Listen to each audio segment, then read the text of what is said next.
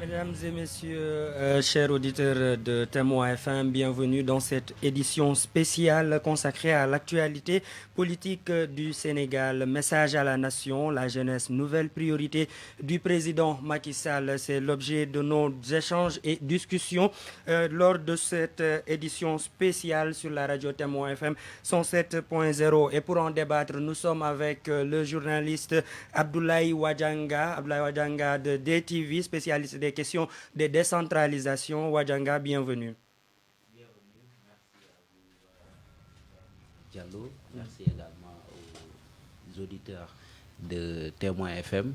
Je salue tout le monde et je salue également M. Thiam, qui est notre co-débatteur, et l'autre également, l'autre monsieur, voilà, Abdoulaziz également, qui nous vient de l'APR. Et j'espère que nous allons pouvoir être à la hauteur de ce débat. Oui. Merci. Ibrahim Thiam, de l'autre côté, coordonnateur national des JPS, Jeunesse Patriotique du Sénégal, du parti PASTEF Les Patriotes. Ibrahim, bienvenue dans cette édition spéciale. Merci beaucoup, M. Diallo. Bonsoir à tout le monde, aux auditeurs de Témoin FM. Bonsoir également aux co-débatteurs, M. Abdelaziz et Wadjanga. Un plaisir pour moi de venir pour la première fois à vos studios. Espérant on va faire un bon débat qui sera au bénéfice des auditeurs et auditrices de la radio. Merci. Merci Ibrahim Thiam. Et de l'autre côté, M. Abdoul Aziz Sek, président du mouvement patriotique sénégalais pour l'émergence, membre de la convergence des cadres républicains du parti APR. Bienvenue dans nos studios, M. Sek. Merci Ibrahima, bonsoir tout le monde. Donc M. Wadjanga, bonsoir M. Thiam. C'est un plaisir aussi de venir à votre radio Témoin FM pour débattre des questions d'actualité, des questions qui préoccupent les populations sénégalaises. En tout cas, c'est un plaisir de venir partager le plateau avec vos invités. Merci. Merci. Si vous venez de nous suivre, nous sommes en édition spéciale ici au niveau de la Témoin FM, la radio Témoin FM 107.0. Et comme indiqué tout à l'heure, nous allons échanger autour de la thématique message à la nation, la jeunesse, nouvelle priorité du président Macky Sall. Et pour bien aborder ce sujet, nous allons écouter l'allocution du président de la République hier, 3 avril 2021. Mes chers compatriotes, à l'occasion de la célébration demain, 4 avril 2021, du 68e anniversaire de l'indépendance de notre pays, à chacune et à chacun de vous, j'adresse mes chaleureuses félicitations. En cette semaine sainte marquant la fin du carême, je souhaite joyeuse Pâques à nos frères et sœurs chrétiens. Comme l'année dernière, la pandémie Covid-19 ne nous permettra pas de tenir le défilé traditionnel. Je présiderai donc au Palais de la République une cérémonie de levée des couleurs en présence des présidents des institutions constitutionnelles et des membres du gouvernement. La maladie est toujours là, en effet. La bataille n'est pas encore gagnée, même si nos résultats sont appréciables grâce à nos efforts communs. Alors, ne nous relâchons pas. Continuons à porter nos masques et à respecter toutes les recommandations sanitaires contre la propagation du virus. Je réitère une fois de plus notre reconnaissance à notre corps médical et paramédical ainsi qu'au personnel de soutien pour leur dévouement dans la lutte contre la pandémie et le bon déroulement de la campagne de vaccination, comme en témoigne l'adhésion massive de la population. Le gouvernement reste activement engagé dans l'acquisition de vaccins pour maintenir le rythme de la campagne. Mes chers compatriotes, au nom de la nation, je redis à nos anciens combattants nos sentiments de respect et d'affection. Modèle de courage et de dignité, leur sacrifice immense à des heures sombres de l'humanité nous rappelle la chance que nous avons de vivre libres dans la paix et le devoir qui nous incombe de préserver la coexistence pacifique qui cimente notre nation. Cette fête est aussi celle de l'armée et de la jeunesse. À vous, officiers, sous-officiers et militaires du rang, j'exprime ma fierté et ma confiance pour votre engagement au service de la nation et de la paix dans le monde. Je salue la mémoire de nos soldats tombés au champ d'honneur et forme des vœux de prompt rétablissement pour les blessés. À tous, je redis la gratitude de la nation et le soutien de l'État à leur famille. Ainsi, les critères d'accès à la pension mixte seront assouplis pour en faire bénéficier le plus grand nombre. Le thème de la fête nationale de cette année porte sur forces de défense et de sécurité et protection des frontières. Il rappelle opportunément la première tâche régalienne de l'État, celle d'assurer la sécurité, la sûreté et la quiétude de tous ceux qui vivent à l'intérieur de ces frontières, nationaux comme étrangers. Si les frontières restent toujours pertinentes au sens terrestre, maritime et aérien, les menaces sont constamment changeantes. Elles sont devenues plus diffuses, plus complexes, plus difficiles à prévenir et à combattre.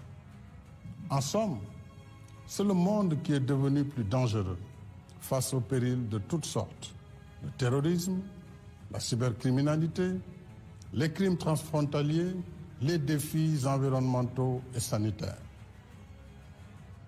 C'est pourquoi nous devons en permanence ajuster nos outils de veille, de prévention et de prise en charge des menaces. En conséquence, comme je l'ai indiqué à la journée des forces armées en novembre dernier, en plus des efforts importants déjà consentis, nous poursuivons la modernisation des moyens de nos forces de défense et de sécurité dans toutes leurs composantes.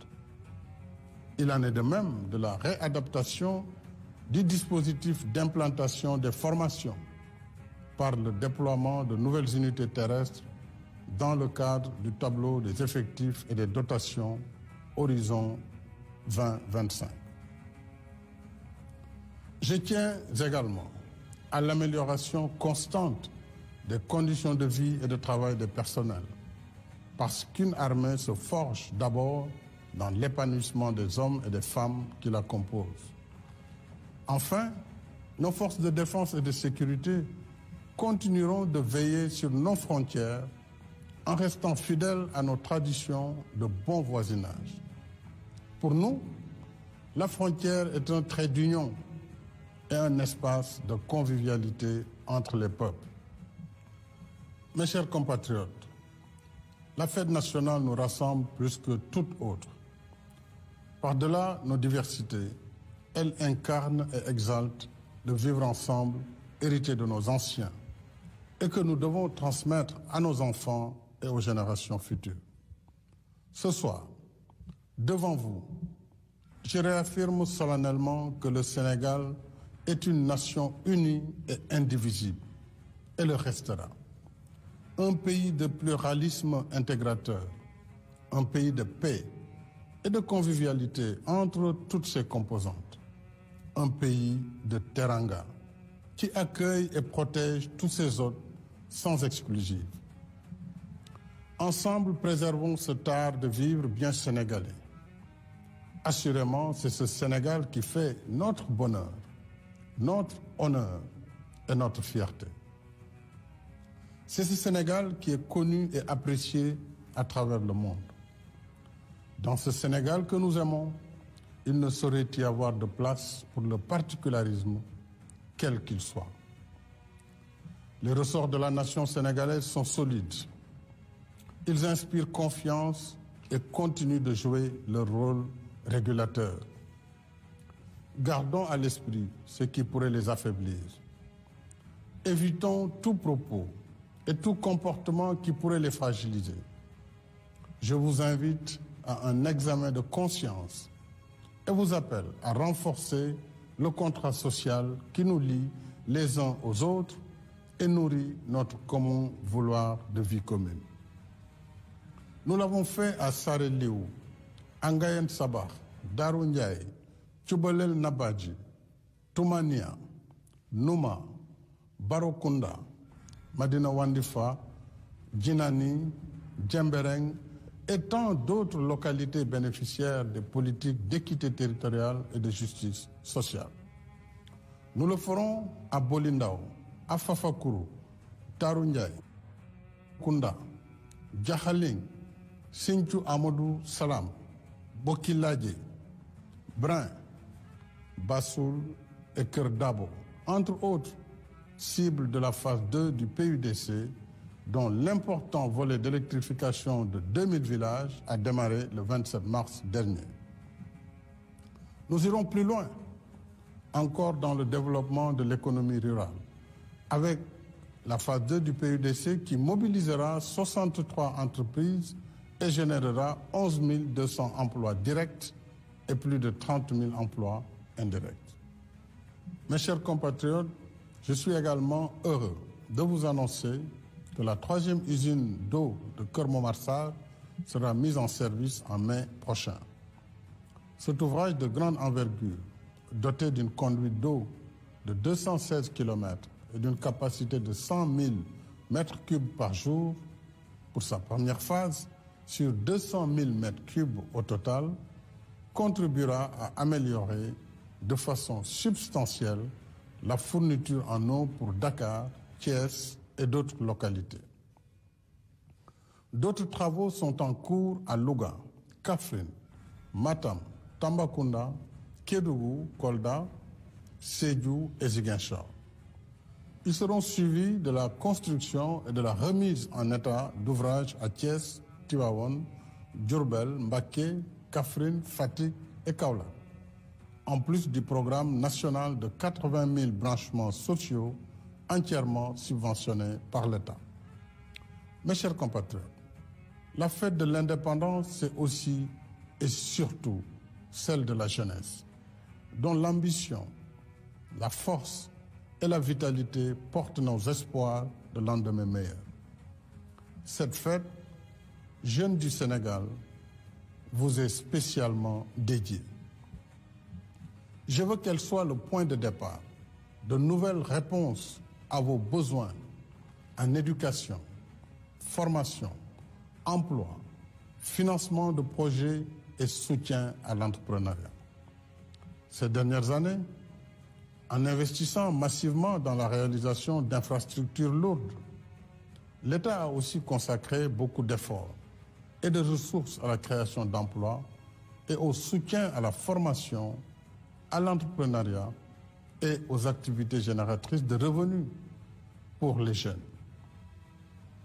Mais la lutte contre le chômage des jeunes nécessite aujourd'hui un nouvel élan, en raison de la crise économique sans précédent qui affecte tous les pays développés et en développement. C'est pourquoi, chers jeunes, comme je vous l'avais annoncé dans mon message du 8 mars, j'ai décidé d'une réorientation des allocations budgétaires à hauteur de 450 milliards de francs CFA au moins sur 3 ans, dont 150 milliards pour cette année. Ces ressources serviront à financer le programme d'urgence pour l'emploi et l'insertion socio-économique des jeunes, qui sera issu du Conseil présidentiel que je présiderai le jeudi 22 avril. J'ai voulu que les travaux de ce Conseil s'appuient sur les réalités de nos terroirs, dans un format inclusif, associant la jeunesse ouvrière, artisanale, paysanne, entrepreneuriale, sportive, artistique, du secteur informel, des cultures urbaines et des loisirs. C'est l'objet de consultations préparatoires menées dans nos 14 régions, grâce au soutien de l'administration territoriale et locale, pour établir l'état réactualisé de leurs potentialités et contraintes.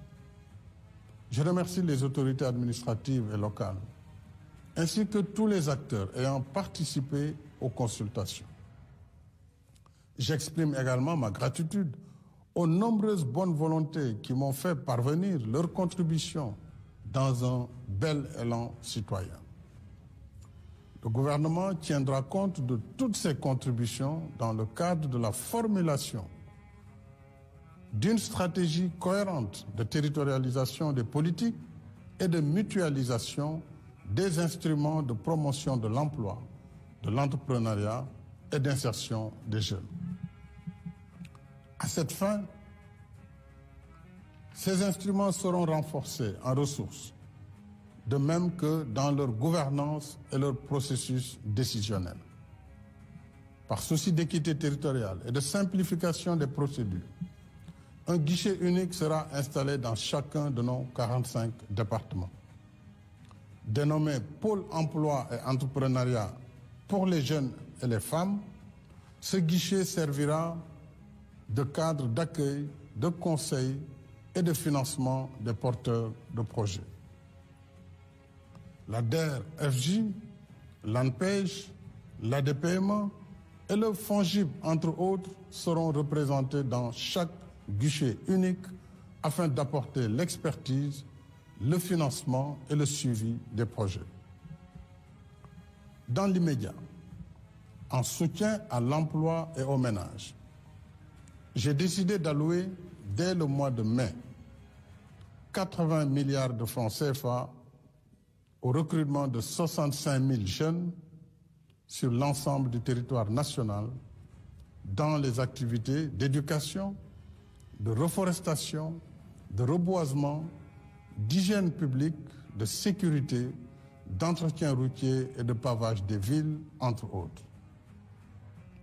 Un quota spécial sera réservé au recrutement de 5 000 enseignants pour le préscolaire, le primaire, le moyen et le secondaire, y compris les daras modernes et l'enseignement arabe. Je lance un appel au secteur privé à se joindre à cette dynamique nationale. Ainsi, le gouvernement proposera l'extension de la convention État-employeur à la filière de l'agriculture et de l'agrobusiness pour un objectif de 15 000 emplois à créer afin de soutenir nos efforts d'autosuffisance alimentaire et de transformation des produits locaux. À cette fin, l'allocation de l'État à la Convention passera d'1 milliard à 15 milliards de francs CFA. Je me réjouis également d'annoncer que je procéderai au mois de mai. Vous venez de l'entendre, cher invité. On était obligé de couper juste à ce moment-là parce que aussi, quand on parle de la thématique nouvelle priorité du président de la République à l'issue de son message à la nation, donc c'est tout à fait normal qu'on se limite à ça. Donc si on récapitule un peu avant de prendre les impressions des uns et des autres, nous avons 450 milliards pour 3 ans, 150 milliards dès cette année, 80 milliards dès le mois de mai 2021, 65 000 emplois dès le mois de mai 2021. Vos impressions d'abord, on va faire honneur à notre grand frère Abdoul Aziz Seck. Première réaction par rapport à ce discours et à surtout ces annonces du président de la République. Merci beaucoup Ibrahima. En fait, je me réjouis vraiment de ce discours, un discours très fort du président de la République, un discours en tout cas je veux dire que porteur d'espoir, si je peux dire, à l'endroit de la jeunesse sénégalaise. Moi, je crois que c'est un discours quand même très, très précis, concis, mais un discours non seulement qui a pris l'ensemble des préoccupations, en tout cas, des jeunes de ce pays et généralement de tout le Sénégal, comme dans le fond, et la forme aussi. Et je crois que par rapport à ça, il y a en tout cas les jeunes de ces pays ont devant eux un président de la République qui est soucieux de leur avenir, un président de la République qui pense à sa jeunesse, et des mesures fortes ont été prises par rapport à ces montants que vous venez d'énumérer. Ça montre l'ambition que porte le président de la République par rapport à la jeunesse de son pays. Ambition que porte le président de la République à l'endroit de sa jeunesse, Ibrahima Thiam. Le discours à l'endroit de cette jeunesse, est-ce que pour vous, comme il a dit le 8 mars dernier, il a compris sa jeunesse, le président de la République? Merci beaucoup Ibrahima. Bon, avant de répondre à cette question, je profite de cette occasion également pour rendre un hommage à nos forces de défense et de sécurité. Parce que comme vous le savez tous, bon, nous fêtons notre 61e anniversaire de l'indépendance. Et qui dit force et de défense et de sécurité dit ceux qui nous assurent la sécurité pendant toute l'année. Et je profite pour leur rendre un vibrant hommage. Par rapport à ce discours, bon, le premier constat, c'est un discours assez long. Donc, c'est un peu rare de voir déjà... 18 minutes. Ouais, c'est 18 minutes. En plus, habituellement, il nous avait habitués à 8 minutes. Et même aussi la version Wolof aussi, parfois il fait juste la version française. Mais peut-être il a su quand même, par rapport au contexte, de mieux parler à ses concitoyens. Bon, c'est un point positif. C'est un point positif à mon avis parce qu'en tant que chef suprême de la nation, donc je crois qu'il doit être toujours à l'écoute par rapport aux enjeux, surtout de sa jeunesse. Maintenant, par rapport à votre question, moi je pense que je ne suis pas tellement surpris par rapport à ces promesses qu'il fait. Donc si je me trompe, bon, peut-être je me trompe parce que son dernier discours du 8 passé, si je ne me trompe pas, je crois qu'il avait annoncé 350 milliards bon, pour investir par rapport à un plan d'urgence pour la jeunesse. Maintenant, il nous revient pour nous proposer 450 milliards. Bon, une rallonge de 100... soit c'est moi qui ai mal compris les chiffres ou bien c'est lui qui a... Non, c'est effectivement ça. Donc, c'est déjà un problème. D'autres aspects également, il a annoncé des rallongements, des allocutions budgétaires passant de 1 milliard à 15 milliards, c'est pas pour le secteur privé, pour la convention État-emploi. Là aussi, c'est une problématique. D'autres aspects également, c'est par rapport aux 80 milliards qu'il a annoncé pour les 60 000 emplois qui vont être créés. Moi, je rappelle sur chaque année, donc par rapport à la demande d'emploi qui entre dans le marché. Depuis 2012, en moyenne, il y a 200 000, parfois il y a 250 000 nouveaux demandeurs d'emploi. Sur le marché de l'emploi.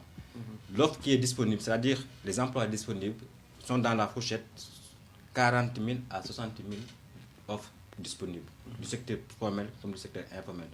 Maintenant, lui, il est là en tant que chef suprême de la nation depuis 2012. Au début, il avait promis 500 000 emplois par an par rapport à son premier mandat. En 2019, il revient, il nous donne encore 1 million d'emplois comme promesse. Là, 9 ans après avoir été un président de la République, il vient pour nous donner un plan d'urgence sur 3 ans qui va créer 65 000 emplois. Là, je crois que ce n'est pas tellement pertinent. Et en tant qu'économiste également, on ne s'attend pas vraiment en 3 ans de mandature, essayer de trouver une problématique qui est là, qui, je le rappelle, la question de l'emploi des jeunes, c'était une priorité au Sénégal depuis les années 2000. On se rappelle Abdoulaye Wade qui disait que pour ceux qui ne travaillent pas, levez la main. C'est une problématique. De toute façon, le taux de chômage, ça continue toujours à grimper. En 2012, quand le président Macky Sall était là, le taux de chômage était de 12%. En 2019, le taux de chômage était presque à 16%. Peut-être en 2021, nous sommes peut-être à 20%. Donc, ça continue toujours à grimper.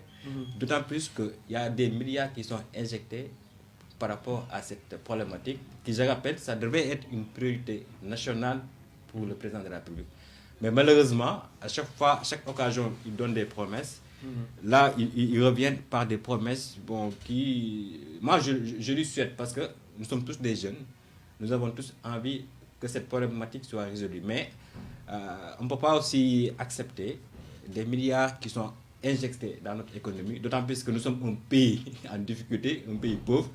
Donc, si on est là toujours à attendre des promesses, peut-être lui, il a une volonté de régler ce problème, mais la mise en œuvre pose problème. Tantôt on entend Prodac, tantôt on entend ANPEJ, des structures qui devaient être rationalisées. Moi, je suis plus pour une rationalisation des structures qui sont là, que de créer encore des nouvelles annonces, que de créer encore des nouvelles mesures qui vont parfois produire les mêmes effets qui ont été faits depuis 2012. Moi, je suis un peu pessimiste quand même, de manière objective par rapport à ces annonces. Pessimiste Ibrahim Cham de GPS, Abdoulaye Wadianga, une impression par rapport au discours et surtout des fortes annonces du président Macky Sall. Voilà, Ibrahim, permettez-moi également de saluer l'ensemble des forces de défense et de sécurité du pays qui aujourd'hui, avec elles, nous sommes en train de célébrer ce 61e anniversaire de notre indépendance. C'est important de le rappeler parce que tout simplement, quand on parle d'indépendance, on parle de forces de défense et de sécurité. Et surtout, notre pays n'est pas épargné par un conflit qui dure depuis des années. C'est le conflit casamancé, je veux nommer ainsi. Et c'est très bien de rappeler que ces forces sont en train de jouer un rôle prépondérant pour défendre la cohésion nationale et surtout la sécurité de nos frontières. Et vous me permettrez également de souhaiter un joyeux anniversaire de fête d'indépendance à tout le peuple sénégalais qui aujourd'hui vraiment sent la nécessité d'aller de l'avant et d'être beaucoup plus autonome et beaucoup plus reconnu sur le plan international. Et Dieu merci qu'on a une souveraineté internationale depuis un bon bout de temps, 61 années. C'est pas donné à n'importe qui. Et pour revenir par rapport à la question de ce débat qui tourne autour de l'emploi des jeunes et de ce discours du chef de l'État, je pense que apparemment, moi, je ne suis pas trop convaincu par le discours du chef de l'État, d'autant plus qu'on a toujours entendu ces genres de discours, et surtout ce discours qui a été axé sur la question de l'emploi des jeunes. On a vu depuis 2012, le chef de l'État est là en train de promettre des emplois. Concernant la question de l'État employeur, dont il a soulevé tout à l'heure avec ces emplois qui ont été promis et qui sont jusqu'à présent en train d'être opérationnalisé en vain, d'autant plus qu'on a vu quand il avait mis la première phase de l'État employeur avec l'ANPEJ. Moi, je vous dis qu'il y a eu des sociétés qui ont employé des gens pendant pratiquement 5 à 6 ans sans les payer leur salaire, parce que c'est des gens qui ont eu 12 mois sans salaire, 14 mois sans salaire. C'est des choses qui sont palpables. Je ne veux pas citer l'entreprise. On va revenir sur la convention État-employeur. Mais dans le contenu de ce discours, je pense qu'il y a une volonté politique manifeste, mais dans l'action, il reste beaucoup à faire.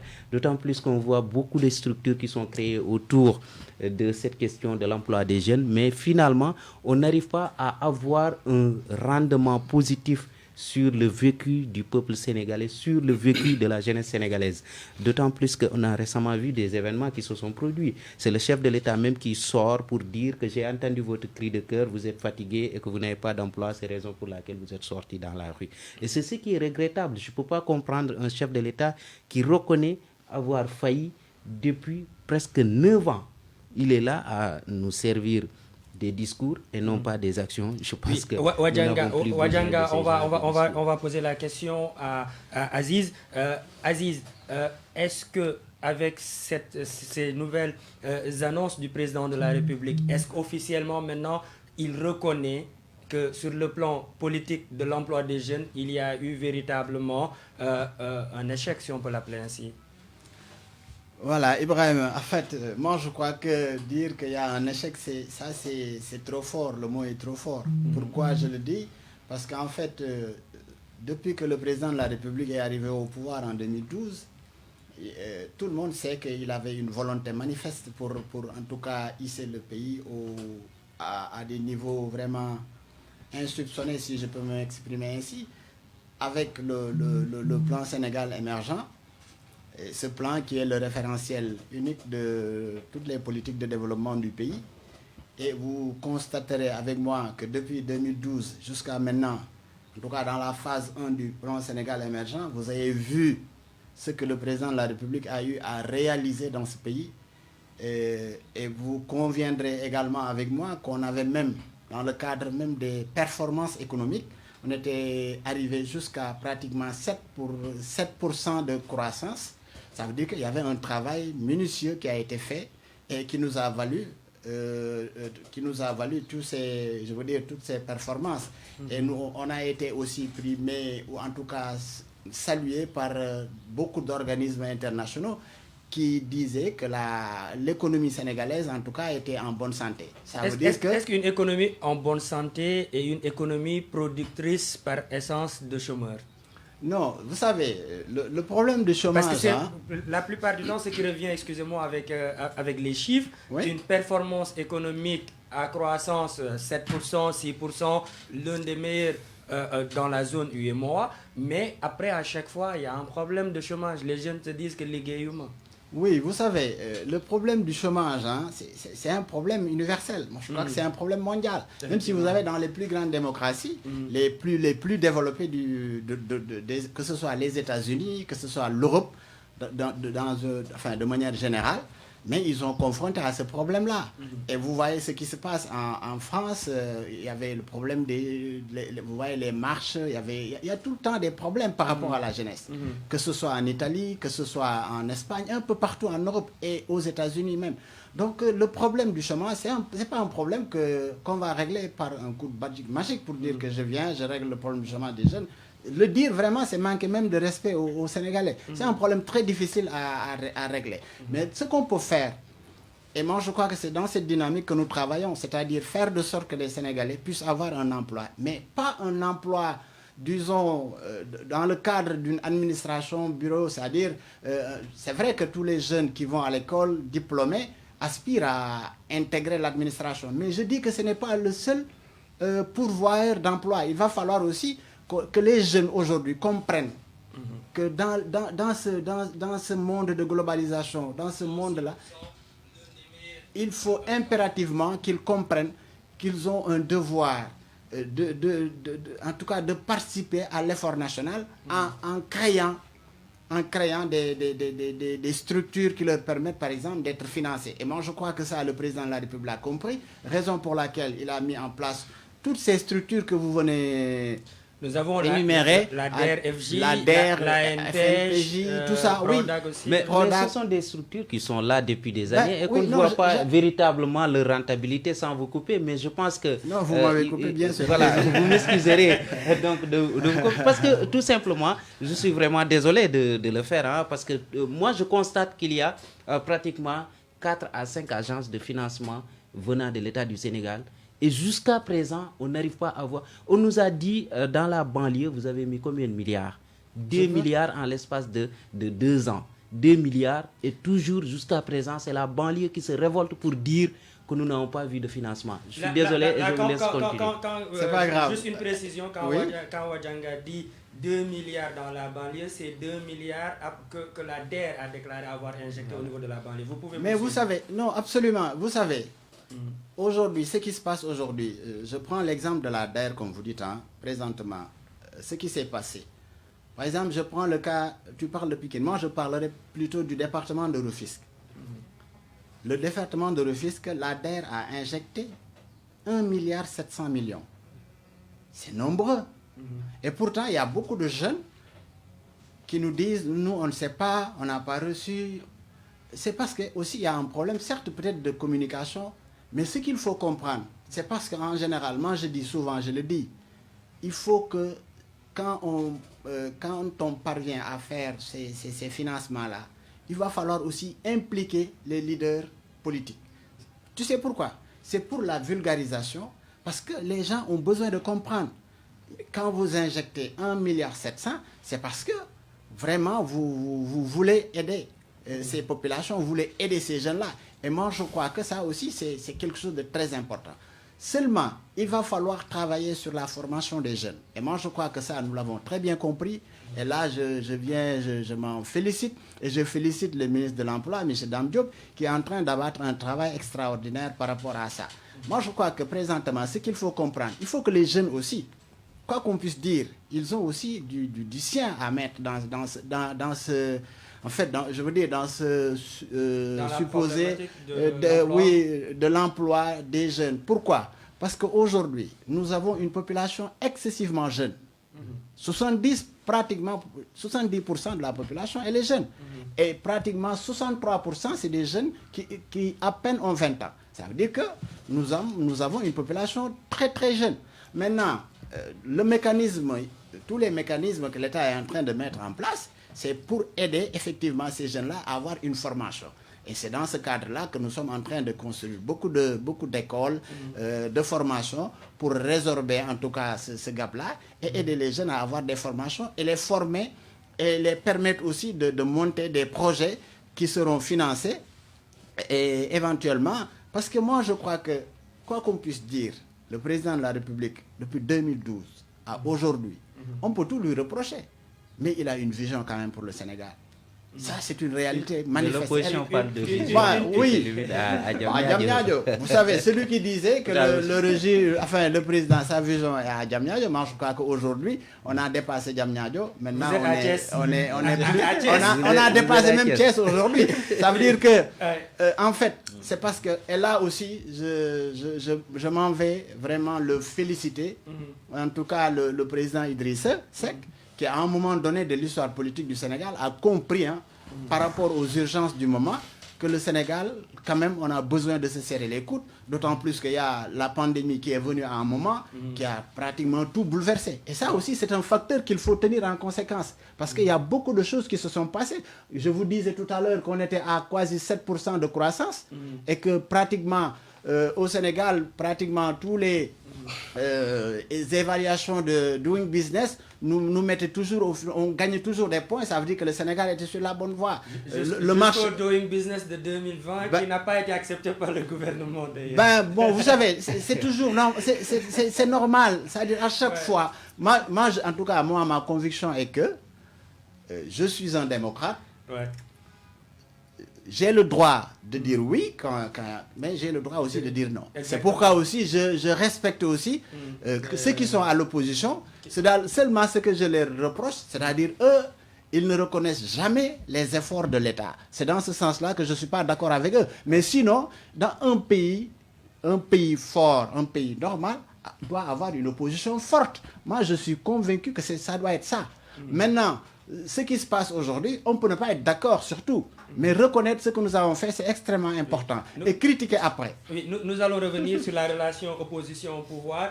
Ibrahima Thiam, vous êtes coordonnateur national de la jeunesse patriotique du parti PASTEF Les Patriotes, mais aussi vous êtes économiste. Aujourd'hui, existe-t-il un problème ou bien un problème de corrélation entre formation et offre d'emploi, comme M. Seck l'a suggéré tout à l'heure? Les jeunes du Sénégal ont-ils un problème de formation adéquate par rapport à l'offre d'emploi qui est disponible sur le marché? Merci, M. Diallo. Donc peut-être je vais répondre après M. Abdou Aziz. Parce que moi, au début, j'ai salué le discours d'hier du président par rapport à son temps. Bien sûr, absolument. Par rapport à la question de l'emploi aussi, j'ai dit il a une volonté, mais la mise en œuvre, ça reste. C'est vrai. Nous, on n'est pas une opposition qui... C'est la première fois d'ailleurs que je rencontre un élément du PASTEF qui raisonne comme vous. Parce que j'ai eu à partager le plateau avec pas mal de... Oui, pas des moindres, mais j'ai eu à partager le plateau avec pas mal de gens de PASTEF. Mais franchement, quand tu as eu à développer, je me dis, celui-là, au moins, il a la tête sur les épaules. Au moins, il y a quelqu'un qui reconnaît quelque chose. Quand même. Et ça, c'est important. Donc, c'était une parenthèse.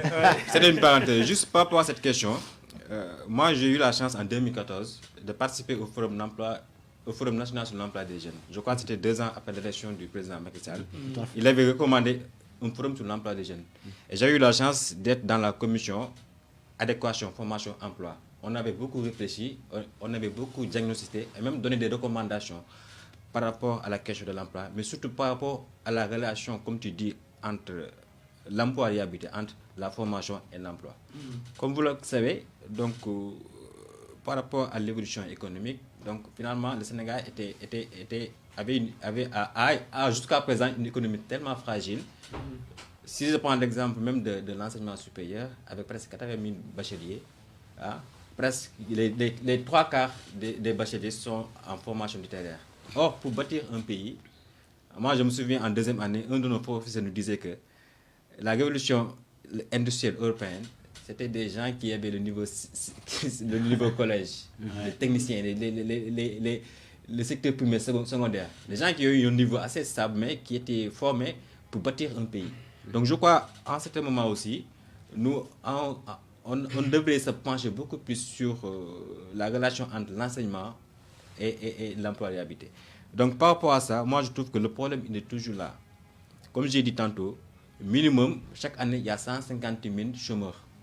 Parce que l'offre ne permet pas d'absorber la demande.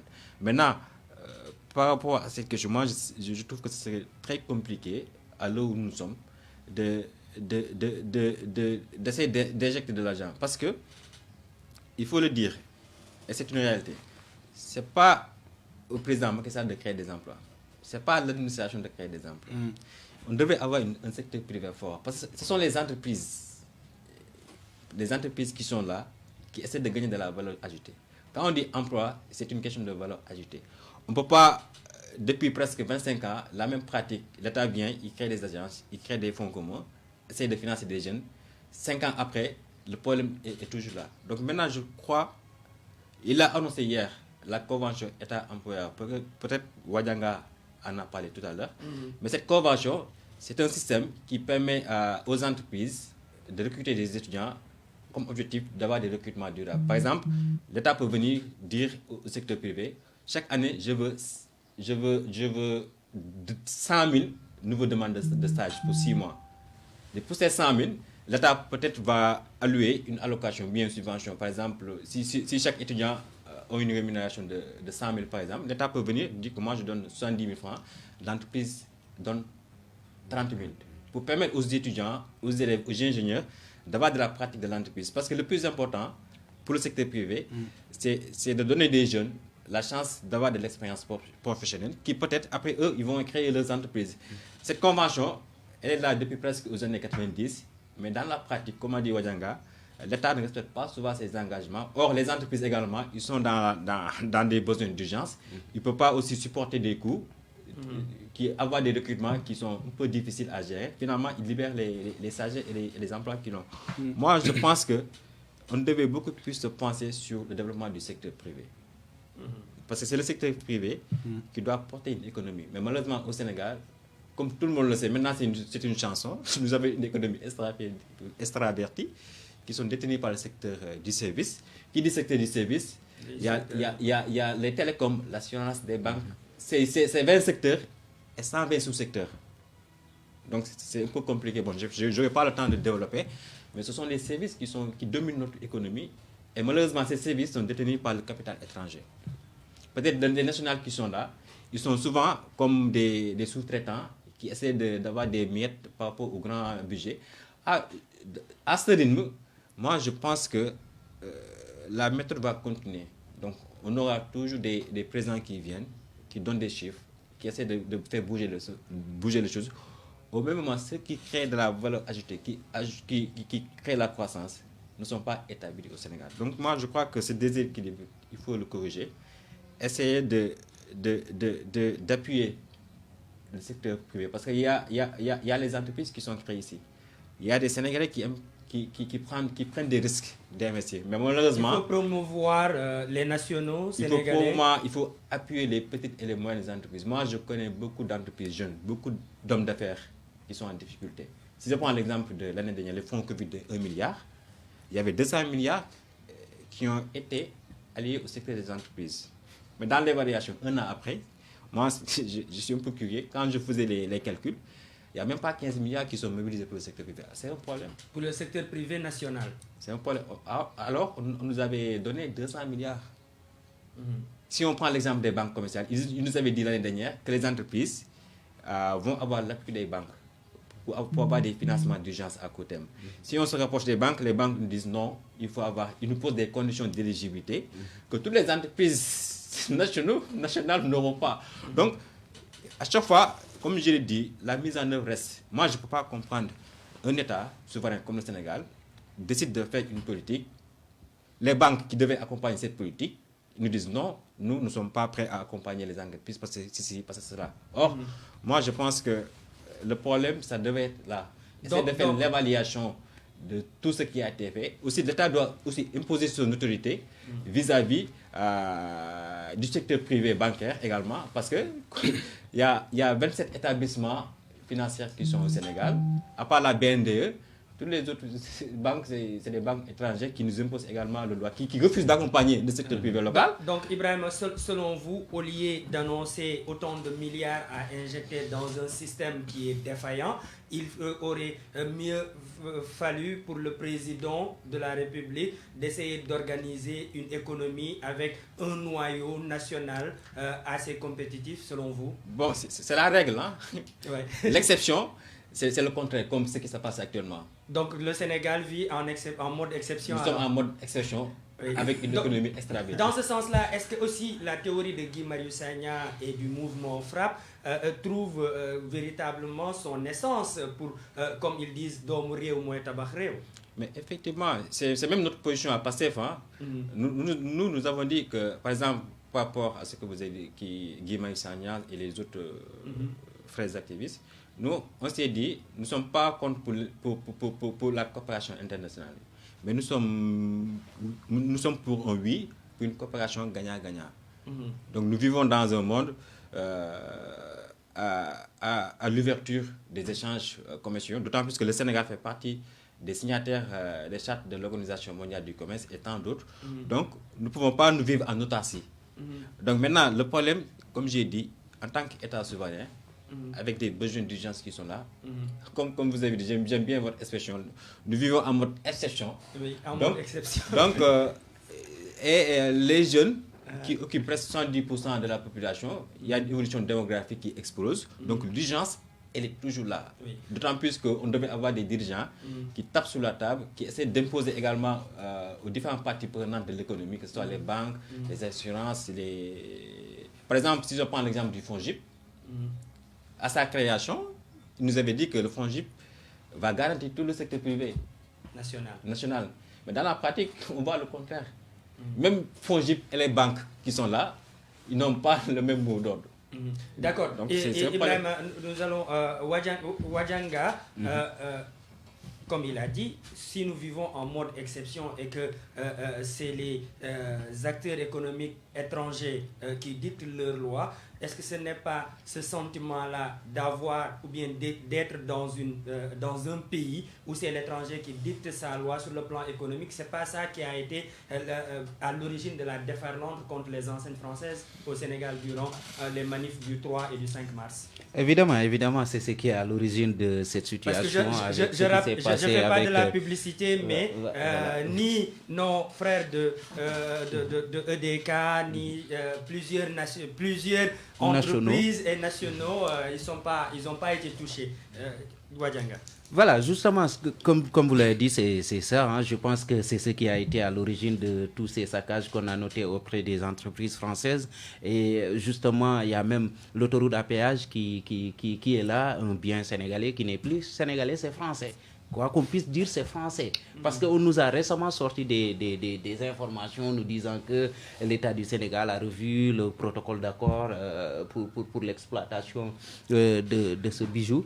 Mais je pense que toujours, l'infrastructure reste sous la tutelle française. Donc, c'est ce qui est déplorable. Vous savez, les plus grandes puissances d'Afrique, que ce soit l'Afrique du Sud, que ce soit le Nigeria, que ce soit le Ghana, que ce soit la Côte d'Ivoire, que ce soit encore une fois le Maroc, ont pris leurs responsabilités, ils ont pris leur courage en deux mains pour dire qu'aujourd'hui, c'est nous qui devons détenir le secteur privé national. Et c'est ce qui a valu aujourd'hui cette croissance exponentielle de ces États-là. Aujourd'hui, quand vous allez en Afrique du Sud, ils sont à plus de à une économie à 2 chiffres. Et c'est ce qui n'est pas le cas au Sénégal. Vous allez en Côte d'Ivoire, ils sont à une économie à 1 chiffre, mais avec un taux très important. 7%, c'est pas du tout négligeable. Hier seulement, je voyais les chiffres relatifs donc à ces pays-là, comme le Nigeria également, qui est d'ailleurs en Afrique de l'Ouest, c'est la première puissance économique. Vous allez au Ghana, qui est la deuxième puissance économique, Côte d'Ivoire, troisième position, le Sénégal qui arrive en 4e position. Mais on voit effectivement qu'il y a eu une différence entre ces États et le Sénégal. Parce que tout simplement, ils ont pris leurs responsabilités entre leurs mains pour dire que nous voulons une économie nationale gérée par des nationaux. Aujourd'hui, quand vous allez au Nigeria, je donne l'exemple du Nigeria, même dans l'industrie cinématographique, c'est géré par des Nigérians. Et aujourd'hui, ils ont même essayé de créer une société qui va rivaliser cette société américaine que nous connaissons tous, ou bien cette société indienne que nous connaissons en ce qui concerne la cinématographie. Et le Sénégal regorge de beaucoup de talents sur le plan artistique, on peut le faire. Et pourquoi pas créer notre propre label artistique pour pouvoir rebooster notre économie? Parce que tout simplement, le chef de l'État l'a annoncé, il l'a dit tout à l'heure, il a parlé des cultures urbaines. Et le Sénégal, c'est des cultures urbaines. Le Sénégal, c'est une économie basée sur le secteur informel. Si le secteur informel aujourd'hui n'est pas outillé, je ne vois pas comment le pays pourrait véritablement sortir du gouffre dans lequel il se trouve. Je pense qu'aujourd'hui, ce qu'il y a lieu de faire, c'est d'essayer de donner à nos entreprises nationales une responsabilité, les responsabiliser de manière à ce que ces entreprises puissent véritablement employer des jeunes Sénégalais. Et en ce moment-là, ils se sentiront en confiance et ils vont essayer de travailler et de redoubler d'efforts. Parce que je pense qu'aujourd'hui, on ne peut pas comprendre qu'on puisse avoir des zones comme le nord du pays qui peut fournir, comment dirais-je, à gogo du riz avec le bassin du fleuve. Vous allez en Casamance avec le bassin de l'Anambé, où il n'y a pratiquement pas de Sénégalais qui détiennent en quelque sorte. Il n'y a pas de champion. Voilà. Il n'y a pas de champion. Alors qu'il y a des gens qui sont là-bas, ils peuvent avoir des hectares de terre et investir là-dessus. On a nos frères de la diaspora qui viennent ici. Quand ils arrivent, qu'est-ce qu'ils demandent d'abord? C'est d'avoir la terre, c'est d'avoir de l'espace pour pouvoir donc mettre un projet qui va essayer d'employer des jeunes. Mais on ne voit pas ça. Les conditions d'abord, les critères même de création de ces sociétés privées, c'est un problème. Un national sénégalais, avant qu'il s'en sorte, c'est tout un tas de problèmes. Vous avez l'État à votre côté qui vous taxe avec des taxes très élevées, qui vous donne même pas la chance de pouvoir résister. C'est ce qui est dommage. Ce que l'État devrait faire, c'est de faciliter la création d'emplois, la création d'entreprises. Et l'entrepreneuriat dont on parle, si on ne crée pas véritablement les conditions de création d'emplois et d'entreprises, je ne pense pas que cet emploi dont on parle ou bien de cet entrepreneuriat rapide dont on parle ne va pas fonctionner. Ce n'est pas le fait de venir donner des milliards ou des millions à un groupe d'individus, à un groupe de jeunes, leur dire que vous allez créer votre société, après vous allez rembourser. Ce n'est pas ça le problème.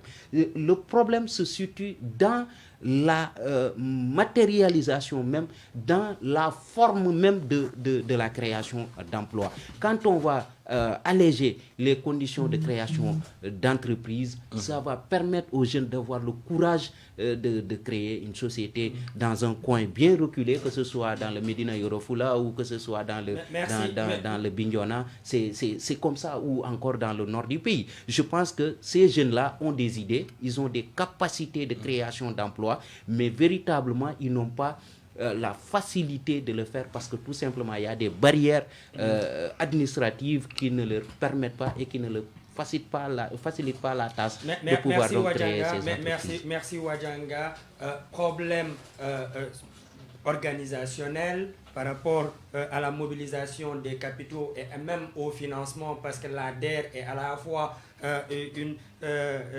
on peut appeler une organisation d'accompagnement, mais aussi de financement qui joue le rôle de banque de financement, si on peut l'appeler ainsi, entre guillemets. 65 milliards déjà injectés depuis l'existence de la DER. Et aujourd'hui, le président de la République, à côté de la DER, je rappelle qu'il y a l'ANPEJ, à côté de l'ANPEJ, un autre programme, s'il s'agit du PRODAC, et ANPEJ, DER, PRODAC, et en même temps, durant le mois de février, le président de la République avait annoncé le Conseil national pour l'emploi des jeunes. Aujourd'hui, le programme d'urgence pour l'emploi des jeunes, pour l'emploi et l'insertion des jeunes, 450 milliards, ça fait beaucoup d'organisations, beaucoup de milliards. Selon vous, M. Seck, comment va se faire cette corrélation ou bien cette entente entre les organisations, mais aussi le plus important, parce que la DER ne mobilise pas l'ensemble de son budget de financement au Sénégal, il va aller voir les bailleurs de fonds. Est-ce qu'on sera sur le mécanisme de dette encore pour financer l'emploi des jeunes, pour retourner encore payer cette dette-là derrière?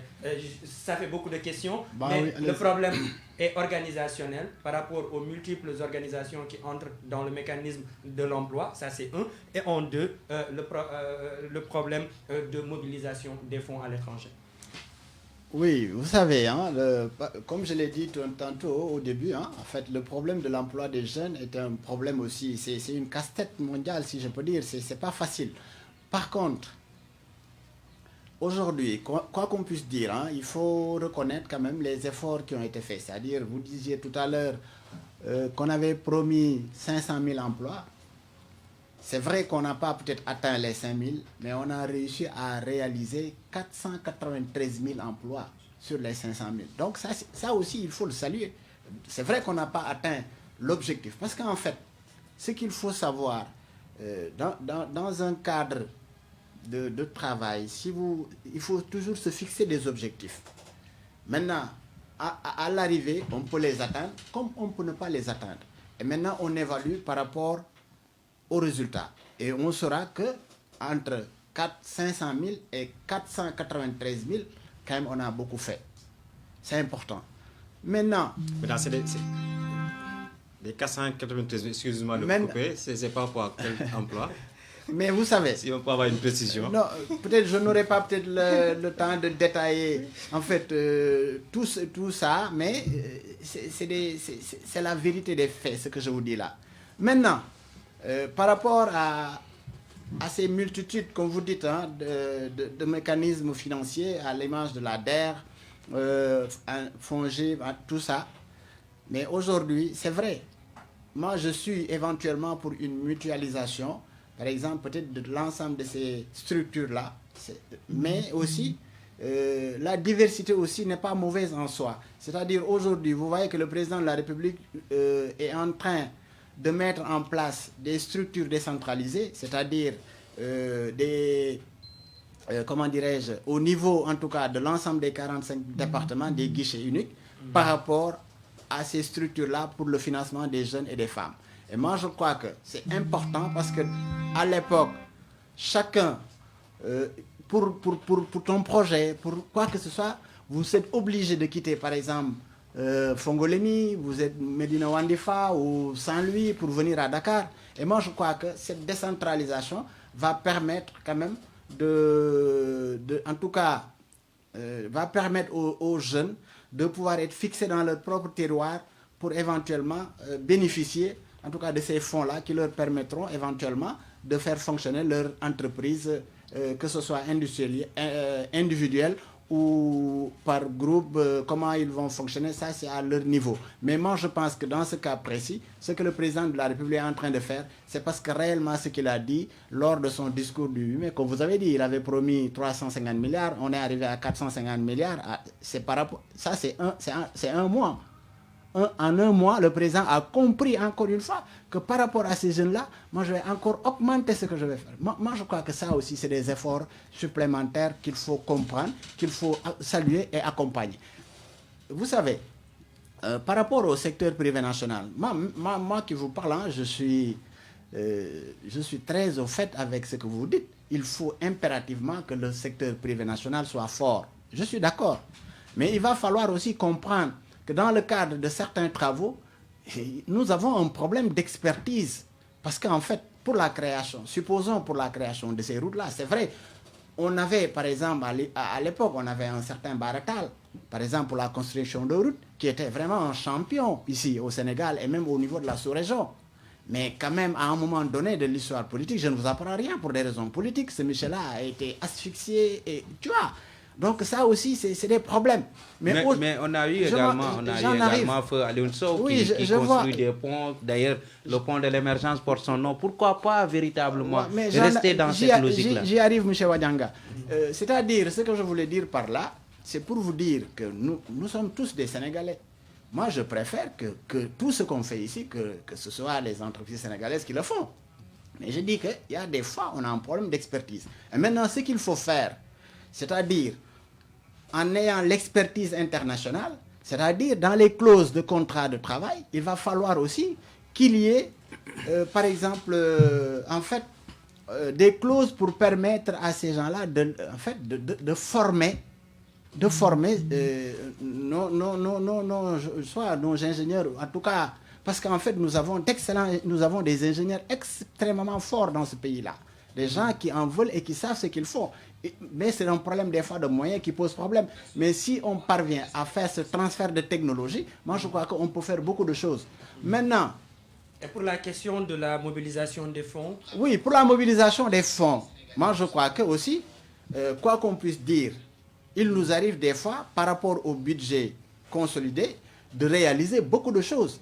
Mais vous conviendrez avec moi que même les pays développés s'endettent pour le développement de leur pays. Donc moi je crois que c'est pas interdit de s'endetter. Seulement quand on s'endette, il faut le mettre là où il faut.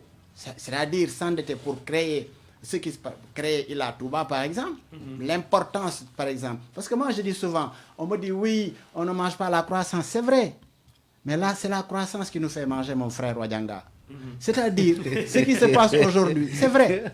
J'espère que vous n'êtes pas sérieux. Non, moi c'est le mot exception quoi. Moi je suis les bois. C'est l'exception. Je suis les bois. Voilà. Donc ce que je voulais dire par là, c'est-à-dire aujourd'hui, par exemple, tu quittes ton bureau à Diamniadio, à midi tu pars à Touba pour prier. Après tu reviens. Alors que à un moment donné, pour aller à Touba, c'est des heures et des heures pour arriver à Touba. Donc aujourd'hui, tout ça, c'est des choses qui facilitent les choses qui font que, par exemple, l'économie du Sénégal marche. Comme vous l'avez parlé tout à l'heure, des pays comme l'Afrique du Sud, la Côte d'Ivoire. En fait, ces géants, avant qu'il y ait pandémie ou quoi, ça, c'était des géants africains. Donc, ils ont eu et nous, on est sur la bonne voie. Parce qu'en fait, le Sénégal, quand même, sur le plan humain, vraiment, nous avons beaucoup de choses. Et ça, je crois que c'est des choses qu'il faut saluer. Raison pour laquelle on avait cette croissance-là, qui malheureusement, comme je l'ai dit, avec l'avènement de la pandémie, et malgré tout ça, on parvient à payer au Sénégal. Vous voyez avec nous que les salaires au niveau de la fonction publique, on paye les salaires à temps échu, à date échue, si je peux. Et des fois même avant la fin du mois, le 25, les gens ont déjà perçu leur salaire. Donc c'est extrêmement fort. Mais ce qui est paradoxal... J'en arrive. J'y arrive. Parce que si à chaque fois que je vous laisse me couper là, donc vous mangez sur le temps, je n'arrive pas à développer réellement ce que je voulais dire. Mais c'est pas méchant. Hein? C'est toujours dans le cadre de bien faire, je vous comprends. Mais ce que je voulais dire par là, c'est qu'il faut qu'on comprenne que le Sénégal est un État très fort, malgré les difficultés. Mais pour ça, et qu'aujourd'hui, c'est pourquoi je l'ai dit tantôt, nous sommes dans un contexte où le Sénégal, on doit tous serrer les coudes. C'est pourquoi quand je vois par exemple des leaders de l'opposition qui, malgré tout ce qui s'est passé, acceptent de venir derrière le président de la République pour l'accompagner, pour faire sortir le Sénégal de ces moments de turbulence, il faut les saluer. Oui. Mais par contre, ceux qui sont à l'opposition, c'est normal qu'ils fassent leur travail d'opposant.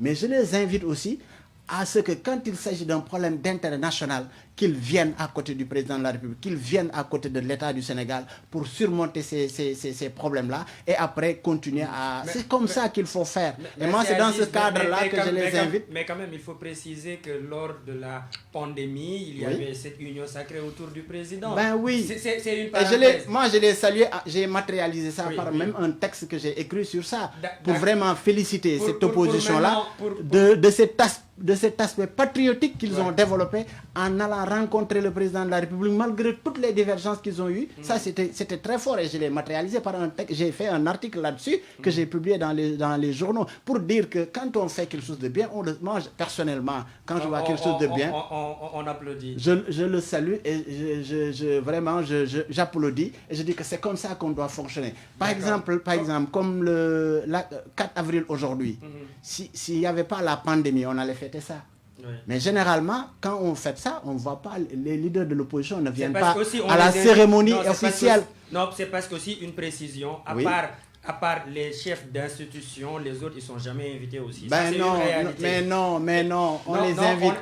C'est-à-dire, mais attendez, on les invite, ils ne viennent pas. C'est-à-dire, aujourd'hui, il faut se départir de ça. Moi, je comprends des fois. Non, mais parce que le Sénégal, il y a une opinion aussi qui a été formatée de telle sorte que si aujourd'hui, le président de la République organise la fête de l'indépendance, et qu'on voit les leaders de l'opposition venir, Ousmane Sonko, à côté du président de la République, bon, automatiquement, les gens interprètent. C'est dans le cadre, dans le subconscient même des Sénégalais. Ils se disent, non, regardez-moi Sonko, il est en train d'être avec le président. C'est-à-dire, c'est pas Sonko en fait, mais ça, c'est sénégalais. Il faut qu'on se départisse de ces préjugés-là pour qu'éventuellement, qu'on comprenne que dans le cadre... Parce qu'en fait, la fête nationale, ce n'est pas pour le Macky Sall, encore moins pour toi ou Sonko, c'est pour le Sénégal. C'était une parenthèse, on revient sur le thème. Mais quand même une boutade. Hein. Il paraît que Idriss Seck, il était en chômage et Macky l'a donné de l'emploi, donc c'est tout à fait normal qu'il revienne. C'est une boutade, une parenthèse. Ibrahim Thiam, on peut parler de problème de mutualisation des organisations mises en place par le chef de l'État comme l'ADER, l'ANPEJ, mais aussi la problématique de la mobilisation des fonds, d'autant plus que le président de la République annonce 150 milliards pour cette année, alors que nous sommes déjà au 4e mois de cette année 2021. Moi, je pense que, pour revenir un peu par rapport à ce qu'a dit M. Seck, quand il disait que malgré la Covid, l'État quand même arrivé à payer les salaires. Moi, je dis que l'État a toujours une bonne signature par rapport aux banques qui sont là et par rapport à l'international. L'État trouve toujours les moyens pour avoir de l'argent. Oui. Mais le constat, il est là. On a des difficultés à avoir une économie capable de faire face par rapport à toutes ces éventualités. Vous avez dit tantôt que la croissance ne se marche pas. L'exemple que je vous donne, on est passé de 7% en 2020 à moins d'1% en 2021. Si on avait une économie forte, mais malgré tout cette baisse de croissance, le pays continue toujours à fonctionner. Les salaires sont payés, tout ça. Parce que l'État a trouvé des moyens, pas des banques. Le problème, il est là-bas. Par exemple, dans la pratique, par rapport aux banques commerciales, mais parfois l'État a beaucoup plus de crédit que l'entreprise. Par exemple, s'il y a une entreprise qui veut se soumissionner à un projet, bien un marché d'autoroute, bien des grands travaux, tout ça, qui demande 400 milliards, par exemple, à une banque commerciale, automatiquement, si ne fait pas la politique, on ne lui donne pas. Mais quand l'État veut 500 milliards, automatiquement, on lui donne. Donc, les banques, et ça, c'est la problématique, même, c'était une parenthèse, pour dire qu'il y a une problématique par rapport à notre système bancaire. Maintenant, pour revenir à votre question, vous avez dit l'État a annoncé 150 milliards cette année et 80 milliards aussi. C'est 80 milliards pour le mois de mai. Pour le mois de mai. Voilà. On va revenir après sur le en moyenne, c'est moins de 300 milliards. Moi, je trouve que sur une mise en place des guichets uniques au niveau des 45 départements du pays. Moi, je pense que... Non, Ibrahim, est-ce que parmi les 80 milliards annoncés au mois de mai font partie des 150 milliards ou bien c'est 150 milliards à côté et 80 milliards à côté, ce qui fait un peu plus de 200 milliards. Mais je pense bien, parce Absolument. que... Ouais, c'est ça, c'est 80 milliards, Aziz, pour la confirmation. Oui, 80 milliards. 80 milliards pour le mois de mai et 150 milliards au cours de l'année. Donc ça fait deux montants différents. Ok, d'accord, poursuivez. D'accord, donc moi je pense que c'est acceptable par rapport à notre budget. Parce que je rappelle que, nous, par rapport au chiffre d'affaires budgétaire du Sénégal, minimum chaque année, l'État peut trouver 1000 milliards de ressources directes comme indirectes. Donc si nous disent qu'il y a 150 milliards qui sont annoncés, 80 milliards, et aussi il faut rappeler par rapport à la convention État-employeur qui augmente de 2 milliards à 15 milliards pour les entreprises du secteur privé. Il l'a annoncé hier. Donc en moyenne c'est 15 milliards, 80 milliards et 150 milliards. Je trouve que par rapport au budget et provision, c'est faisable. C'est faisable. Mais maintenant, ils vont l'investir en quoi? Moi, je pense que hier, il a annoncé les 80 milliards pour 65 000 emplois sur l'éducation, reforestation, reboisement, hygiène publique, sécurité. Voilà, c'est ça. Donc, c'est un peu ciblé. 5 000 enseignants qu'il faut... À 5 000. Moi, je pense que au-delà de ça, c'est du factuel. Mais au-delà de ça, il faut aller vers l'entreprise. Parce que moi, encore une fois, c'est peut-être un expert du secteur privé. Cette convention passe d'1 milliard à 15 milliards. Je l'ai dit tout à l'heure. Voilà, très bien. Donc, moi, c'est au-delà de ça. C'est pas question, mais il faut aider l'entreprise. Moi, pourquoi j'insiste? Parce que j'ai de l'expérience par rapport aux organisations patronales. En même temps aussi, je suis dans l'entrepreneuriat. Je connais parfaitement ce que je dis. Vous l'avez dit, du nord au sud Maintenant, nous, on a la chance de faire des tournées politiques, bien des tournées économiques. Mais on voit partout au Sénégal des jeunes qui sont prêts à être des entrepreneurs. Par exemple, j'étais l'année dernière, quand on faisait les campagnes des élections présidentielles, moi, j'étais en tournée professionnelle dans des chambres de commerce. Je crois que j'ai rejoint 10 jours après les campagnes à Dakar pour rejoindre l'équipe. Mais il faut aller vers les chambres de commerce au niveau local pour voir l'ingéniosité et la capacité des jeunes à entreprendre. Mais à chaque fois, quand vous les écoutez entendre, ils disent souvent ils ont un manque d'informations. Par exemple, il y a des jeunes qui sont dans le secteur de l'infographie. Il y a des jeunes qui sont des services. Tout ça, c'est des services. Il y en a même qui sont dans le secteur du transport, tout ça. Mais ils n'ont pas les moyens pour développer leur activité. Or, moi, je pense que si on se basait sur les chambres de commerce au niveau décentralisé, hier, il a annoncé au niveau des politiques de la décentralisation territoriale, là aussi, c'est une question importante. Mais on n'en a pas parlé. Quand on parle de politique publique territoriale, peut-être qu'il a annoncé par rapport au guichet unique. Mais au-delà des guichets uniques, il faut essayer de mettre toutes les conditions et aussi éviter de politiser les politiques publiques. Encore une fois, l'ADER, les 65 milliards qu'ils ont annoncé de budget depuis sa création, mais moi je suis persuadé il faut avoir une casquette politique. Non, c'est la pratique. On a même entendu des ministres qui ont été dénoncés, qui avaient des financements de l'ADER de 300 et quelques milliards, et tant d'autres politiciens, des députés, tout ça. En même temps, ils laissent des jeunes, par exemple une entreprise comme moi je pense jamais avoir un financement de l'État du Sénégal parce que je suis dans l'opposition. Pourtant, pourquoi c'est des préjugés aussi. Moi, je suis dans l'entrepreneuriat depuis presque, j'emploie des jeunes avec des collègues. Mais c'est tellement difficile. Tu réunis toutes les conditions et être éligible pour avoir un financement, mais ça ne bouge pas. Finalement, vos banquiers, vous disent, tiens, un jeune, il ne faut pas être dans l'opposition. Donc, c'est un peu compliqué. Nous sommes dans un pays où il faut faire de la politique. Quand il s'agit de la politique. Mais il faut déposer vos projets et tout ça. Parce qu'en fait, même par rapport à l'ADER, je vous dis, mais le directeur général de l'ADER, il faut lui demander, il y a des gens qui le font, il ne les connaît même pas ces gens-là. Donc, ça veut dire on ne fait pas de fixation sur celui-là, il est de l'opposition ou il est du pouvoir. Non. Moi, je crois que nous sommes tous Sénégalais. M. Thiam, avec tout le respect que je vous dois, mais si vous faites un projet vraiment bien ficelé, bancal, pourquoi pas? On vous financera. Moi, je suis tout à fait sûr. On ne fera pas que celui-là, il est responsable de PASTEF ou il est responsable du PDS ou non. Non. Moi, je crois qu'on doit dépasser. Espérons que ça se passe. Ben oui, que ça se passe comme ça. Absolument. Mais c'est compliqué. Je suis désolé de vous couper là. Voilà. Je vais terminer. Il va terminer. Juste pour dire que nous tous, on est des Sénégalais. On a envie d'avoir un pays meilleur que ça. Absolument. Maintenant, l'autre jour, je faisais un petit jeu par rapport au budget qui ont été alloués au président Macky Sall depuis 2012. Mais je crois, si je ne me trompe pas, c'est 25 500 milliards de budget qui ont été mobilisés en 9 ans. Ça, c'est énorme. Mais, de manière concrète, qu'est-ce qu'on a vu réaliser? Est-ce que le problème social, le développement du bien-être, est-ce que ça existe au Sénégal? Là aussi, c'est des phénomènes factuels qui sont là. En tout cas, moi, je lui souhaite au président Macky Sall, par rapport à ces 3 années qui lui restent, de réussir ses promesses qu'il a données encore une fois pour la jeunesse. Parce que quoi qu'on puisse dire, lui, il doit redonner la monnaie à la jeunesse sénégalaise. Parce que la jeunesse sénégalaise lui a tout donné. Oui. Malheureusement, il y a 13 jeunes qui sont décédés ces derniers événements. Je profite de cette occasion pour payer à leurs âmes.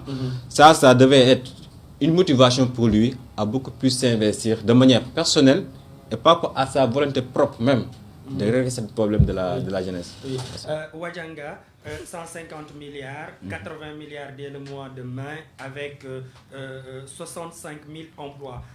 Maintenant, si on voit le ciblage de ces emplois-là, ce n'est pas des secteurs porteurs de valeur ajoutée. Nous avons la sécurité, l'éducation, le reboisement, la forestation, entre autres. pas 65 000 emplois dans un secteur qui produit encore des richesses pour le Sénégal, pas 65 000 emplois dans le secteur de la pêche, pas 65 000 emplois dans le secteur de l'agriculture. Quelle analyse faites-vous? Est-ce que c'est 65 000 nouveaux fonctionnaires? Et si l'on sait au Sénégal que les fonctionnaires sont minoritaires, mais ils coûtent cher aux contribuables sénégalais.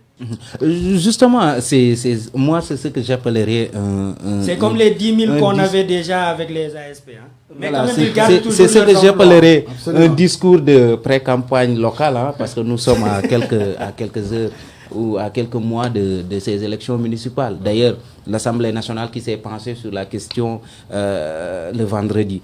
Et nous savons tous que maintenant, les élections pourront se tenir bien avant la fin du mois de janvier. Et ça arrive, hein, c'est peut-être une coïncidence.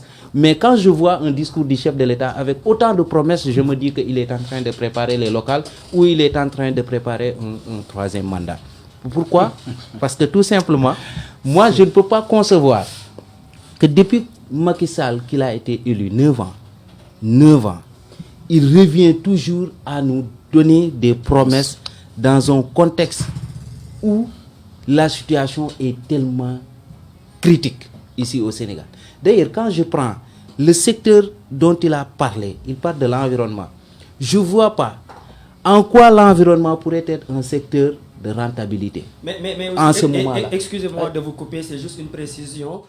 Au lendemain de son élection, il avait pris comme priorité le secteur de l'environnement avec les clean-up, mais aussi il avait promis 1 million d'arbres à reboiser. Je pense que c'est dans cette logique-là. Mais même si c'est dans cette logique que nous sommes, même si c'est dans cette logique qu'il a annoncé ces emplois-là. Moi, je pense que c'est le recrutement direct. Hein, voilà, le recrutement direct, ça ne devait pas être dans ce secteur parce que c'est pas un secteur prioritaire pour les Sénégalais, pour les jeunes Sénégalais. Parce que moi, je pense qu'on a perdu combien de personnes au niveau au large des côtes sénégalaises. Récemment, il y a eu combien de personnes qui sont décédées à Thiaroye-sur-Mer, qui sont décédées à Ouakam, à Ngor et également à Rufisque. Je ne parle même pas de Saint-Louis et comment dirais-je, Mbour. Je pense que ce sont des secteurs qui doivent produire des ressources financières pour un tout petit peu soulager le calvaire des populations sénégalaises. Parce que tout simplement, la jeunesse dans ces zones-là, elle a besoin d'être accompagnée. Elle a besoin de travailler. Ils ont déjà leur travail. Au fait, quelqu'un qui a déjà une entreprise de pêche, déjà qui va en mer et qui emploie 4, 5, 6 jeunes, il a son entreprise. Il n'a plus besoin qu'on l'aide à construire une entreprise. Mais il a besoin de quelqu'un qui va l'accompagner, de quelqu'un qui va le financer, qui va amener, encore une fois, de l'argent envers lui pour qu'il puisse ensuite créer des emplois plus que ce qu'il avait déjà autour de lui. Je pense que le secteur de la pêche ne devait pas être omis. C'est le premier secteur employeur au Sénégal avec 600 000 emplois. Dans ce projet. Il y a également le secteur de l'agriculture.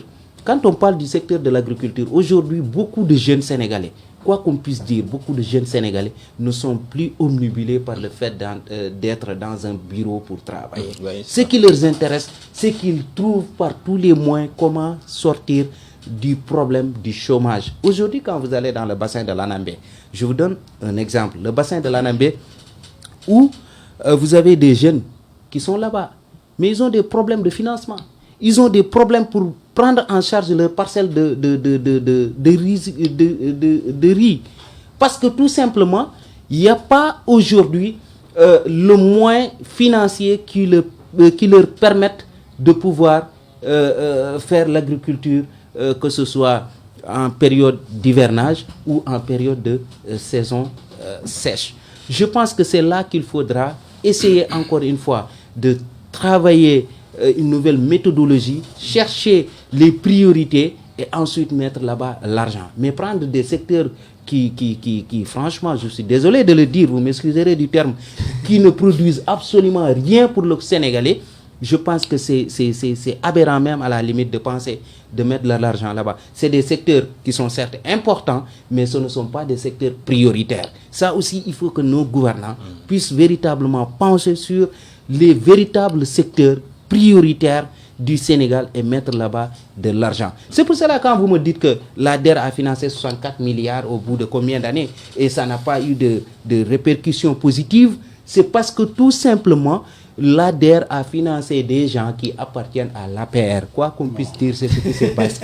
Est-ce que vous me laisserez terminer? Est-ce que vous voyez? Parce que tout simplement... Non, je suis désolé de le dire. Moi, je ne suis pas un politicien. Moi, je peux vous donner... Je peux vous donner des exemples. J'aurais dû entendre... Non, qu'ils le disent ou pas. Moi, je l'aurais accepté. Je vous dis une chose. En tant que journaliste... Non, je vous dis une chose. Pourquoi je vous le dis? Parce que tout simplement... Je suis désolé de le dire parce que moi qui vous parle, moi je suis journaliste, j'ai été journaliste pendant 5 ans au niveau de la banlieue dakaroise. Exactement, j'ai été correspondant et j'ai assisté, non, je suis désolé, j'ai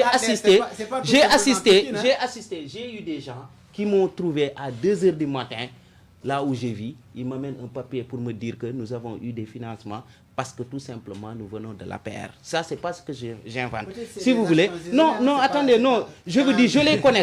Vous savez, ce que je dis, moi, ce que je dis, je suis devant un micro. Je suis devant un micro. Si aujourd'hui je dis quelque chose qui n'est pas la réalité, l'État m'écoute parce que je sais que toutes les radios du Sénégal sont écoutées à travers un service de communication de la présidence ou des services de renseignement ou des services de... Mais ce que je vous dis, c'est ce que j'ai vu et ce que j'ai constaté dans ce pays. Et ce n'est pas trop loin de là où nous sommes, c'est ici à Pikine et à Guédiawaye. C'est très simple. En tout cas, mais ce qui est regrettable aujourd'hui, je ne peux pas comprendre dans un pays où on dit que nous sommes tous une nation unie dans un vouloir vivre commune, qu'on essaye de prendre des gens parce que tout simplement ils appartiennent à la mouvance présidentielle pour leur donner des faveurs face à une autre jeunesse qui est une jeunesse qui fait partie intégrante de ce pays. C'est ce qui est injuste et inadmissible dans un pays. Moi, je ne suis pas politicien, je ne suis pas politique, je n'appartiens à aucune mouvance politique. Je n'ai jamais fait de la politique d'ailleurs. Ça, je peux tousser du bois, jamais d'ailleurs. Mais ce que je veux faire comprendre, c'est qu'aujourd'hui, le président de la République, il n'a pas été élu uniquement par les gens de l'APR, par les gens de sa formation politique et du Benno Bokk Yakaar. Il a été élu par l'ensemble du peuple sénégalais en grande majorité. Absolument. Donc, quand il prend en considération la préoccupation des Sénégalais, il ne doit pas penser en APR ni en... Merci Ouadjanga. C'est ce qu'il faudra Aziz. Oui. Maintenant, problématique de ciblage des emplois, même si on ne dit pas que ce n'est pas important, c'est des secteurs importants parce que l'éducation, pour cette année, on avait recruté 3000 enseignants déjà qui sont affectés au niveau des CREF, au niveau des régions. Aujourd'hui, 500 000, excusez-moi, pas 500 000, 5000 s'y ajoutent, c'est une bonne chose. Mais au-delà, qu'en est-il du secteur de la pêche, qu'en est-il du secteur de l'agriculture, qu'en est-il du secteur de l'artisanat? Et si l'on sait que 90% de cette économie sénégalaise est détenue par le secteur informel qui est majoritairement au niveau des services, y a-t-il pas un problème de ciblage par rapport aux emplois que l'État du Sénégal devrait créer? Non, il n'y a pas de ciblage par rapport à l'emploi. Et je vais vous dire, M. Ouadjanga, c'est vrai, c'est-à-dire, vous parlez de la banlieue en parlant de Pikine et de Guédiawaye. Et moi, je crois que le Sénégal, ce n'est pas tout simplement Guédiawaye et Pikine. Et moi qui vous dis, moi je suis de Rufisque, mais les jeunes qui ont été financés, moi je ne les connais même pas. Ne les connais même pas. Je vous dis que 1,7 milliard, donc ce n'est pas un petit montant. Et moi je crois que c'est un peu partout au Sénégal. Donc des fois il faut relativiser, quoi. Parce que des fois vous pouvez voir peut-être des actions isolées, des jeunes de la paix qui ont été financés. Et là aussi, il ne faut pas faire de discrimination. Ce n'est pas parce qu'il est jeune de la paix qu'ils ne doivent pas être financés. Ou bien qu'ils sont des jeunes du PASTEF ou du PDS qu'ils ne doivent pas être financés. Non. Moi, je crois qu'il faut raisonner toujours dans la globalité pour faire comprendre aux gens que le Sénégal, comme vous l'avez dit, est un pays qui nous appartient tous. Nous sommes tous Sénégalais. On revient sur le ciblage. Voilà. Maintenant, par rapport à ça, moi, je vais vous dire, même par rapport à la pêche, c'est-à-dire, il y avait ce qu'on appelait les volontaires de la pêche. Il y a 3 ou 4 ans déjà, mais on avait pris des jeunes, c'était des volontaires. Et pourtant, l'État a réussi à tout faire. Et finalement, ces jeunes-là, ils ont été recrutés dans la fonction publique. Et aujourd'hui, ils travaillent, et c'est extrêmement important. Il faut comprendre que le recrutement au niveau de la fonction publique aussi, parce que ce n'est pas aussi facile que ça. Parce que des fois aussi, nous sommes tenus par des contraintes budgétaires qui font que des fois, ce n'est pas aussi évident de faire des recrutements massifs au niveau de la fonction publique. Mais l'État est en train de faire des efforts extraordinaires. Et moi, je crois que ça, c'est important. Il faut comprendre que des fois, c'est le système économique sénégalais. Des fois, nous avons des difficultés sur pas mal de choses. Mais il faut voir que l'État du Sénégal est en train de faire des efforts pour combler ce gap-là en recrutant par rapport aux enseignants. Parce que quand même, 5000 enseignants, c'est pas petit. Mais c'est pourquoi je parlais de l'importance même de la formation au niveau, que ce soit au niveau de l'élevage. Moi, j'aurais bien aimé quand même qu'on forme, par exemple, 1000 dans le cadre de l'élevage, 1000 dans le cadre de la pêche, 1000 dans le cadre de l'agriculture.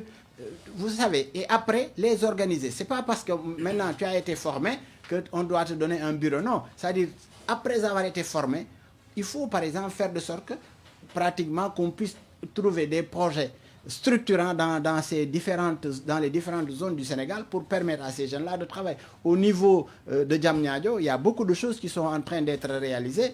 Et, par exemple, nous faisons beaucoup d'efforts sur le plan numérique. Par exemple, il y a une éclosion d'entreprises, plus de 4000 et quelques, avec des emplois de quasi 15 700, voire 720 d'emplois directs. Et ça, moi, je crois que c'est extrêmement important. C'est-à-dire l'État est en train de faire beaucoup d'efforts. Beaucoup d'efforts, surtout par rapport aux jeunes. Et c'est dans ce sens-là que le président de la République, conscient de l'enjeu des jeunes, que constitue en fait la jeunesse sénégalaise, est en train de prendre ces mesures-là. Ce n'est pas pour des problèmes électoralistes, c'est parce qu'on est à l'orée de l'élection locale que bon, les gens disent que oui, tout ce que le président est en train de faire, il le fait pour appâter la jeunesse par rapport aux élections. Moi, je dis que non, on ne gère pas un État par rapport à des élections. Le président de la République, quand il a été élu par les Sénégalais, mais il y a une partie qui ne l'a pas élu. Mais après avoir été président de la République, il devient le président de tous les Sénégalais. On n'entend pas le président dire « je vais financer les jeunes de la paire pourtant, les jeunes... » Non, il parle dans un cadre global. C'est dans ce sens-là qu'il faut comprendre les choses et les positiver. C'est pourquoi je me dis, j'aurais entendu M. Fall me dire ça, ça ne m'aurait pas choqué. Mais venant de toi en tant que journaliste, quand vous prenez un exemple... Excusez-moi.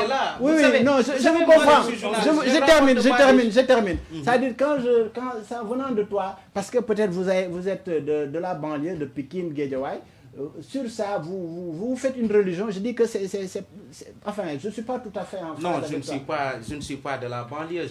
Non, je ne dis pas que vous êtes de la banlieue. Non, je dis que... Non, mais je ne veux pas qu'on polémique là-dessus. C'est ce que je veux dire. Laissez-moi terminer une minute. Non, c'est moi qui ai la parole. C'est un fait qui est là. C'est un fait qui est là.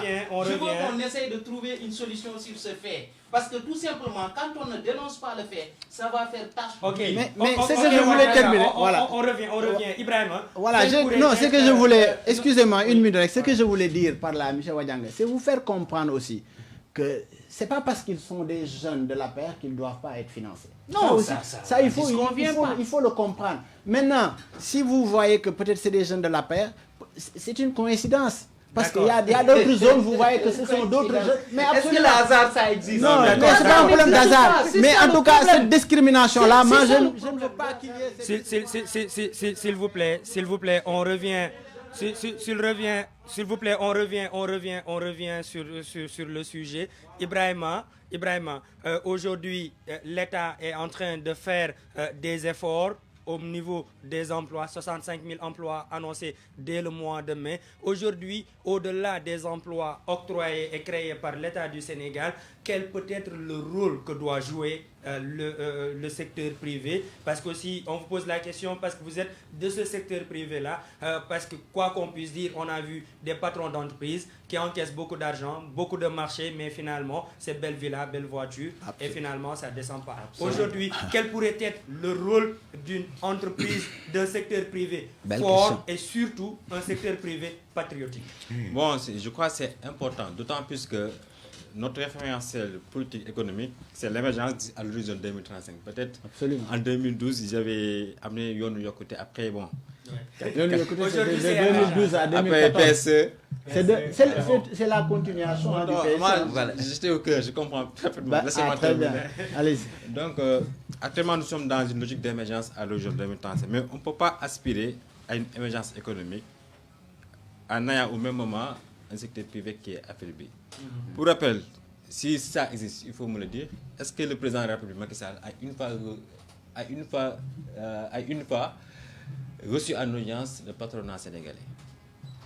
Si ça existe, peut-être c'est une fois, ou bien parfois...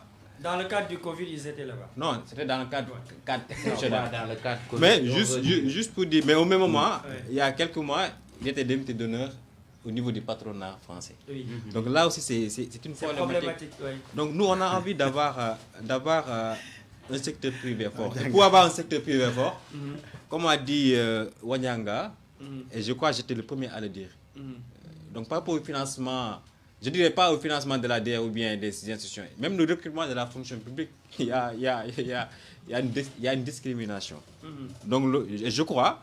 Il nous reste 5 minutes. Et je crois, ça c'est une problématique pour avoir un secteur privé fort. Parce que qui dit secteur privé fort, il faut aller au niveau de la base. Essayer de, déjà, au niveau, préparer les jeunes. Moi, j'ai envie d'avoir une jeunesse qui, à partir du secondaire, commence à être des entrepreneurs. Mais pas une fois à l'université, mais une fois après le bac, pour dire que moi, je vais réfléchir. Donc, si toutes les conditions sont réunies, moi, je donne l'exemple des chambres de commerce qui peut être une alternative pour essayer de voir les secteurs à forte potentialité. Et partout au Sénégal, ce sont les jeunes qui sont devant. Par exemple, je donne l'exemple, pendant la période de Tabaski, à 3 mois avant, vous voyez des jeunes faire qui des opérations Tabaski. Il y a le secteur du volaille, tout ça. Là, les jeunes sont dans la transformation du café Touba, tout ça. Là, je crois que si on réussit à les organiser, à les orienter, ils commencent à être des petites unités industrielles. À long terme, parce que qui dit affaires, donc parfois, quand le business marche, forcément, tu aspires à être beaucoup plus formel et beaucoup plus compétitif à l'international. Or, ça, c'est le secteur privé. Donc maintenant, moi, mon souhait, c'est d'avoir toutes ces rationalisations budgétaires, toutes ces annonces budgétaires. Il ne faut pas les faire en se basant sur les institutions publiques. Il faut, pour aller vers l'émergence, il faut une entreprise forte. Et qui dit entreprise forte, ce sont les nationaux. Mais pas nationaux qui a 60% du capital, parce que parfois il y a une alternative. Donc national qui est détenu par 100% sénégalais. Nationaux. Et je crois que c'est bien quand même d'avoir des champions milliardaires. Moi, mais ce n'est pas interdit d'avoir des hommes d'affaires avec la carte. On a eu Ndjougo Québec qui a fait de belles choses. Absolument. Voilà à la fin de l'émission, c'est dommage. On aurait pu continuer. Oui, on vient de boucler 2 heures de temps d'émission. Aziz, un dernier mot. Oui, Aziz. Oui, en fait, en même temps, vous en profitez pour... Très bien, merci beaucoup, M. Ibrahima. En fait, merci beaucoup, mon frère et ami Wadianga. M. Fall, que je respecte beaucoup, Ibrahima. En fait, ce que je voulais dire tout à l'heure par rapport au... C'est vrai que le président a été élu sur la base du Yonou Yokote 2012, mais 2014, après, il y a le plan Sénégal émergent. Et sur le plan Sénégal émergent, nous avons vu dans la phase 1, avec les 3 axes, on a eu à faire beaucoup de choses. Maintenant, dans la phase 2, le PAP 2A, avec... le programme 535, c'est-à-dire les 5 initiatives majeures, les 3 programmes sectoriels et les 5 initiatives et les 5 initiatives majeures. Donc le président de la République est en train de révolutionner le pays. Seulement, bon, il faut que vous soyez un peu patient et que vous verrez qu'à l'horizon 2035, comme nous l'avons dit, on va vers l'émergence. C'est ce que nous souhaitons. Et moi, je crois que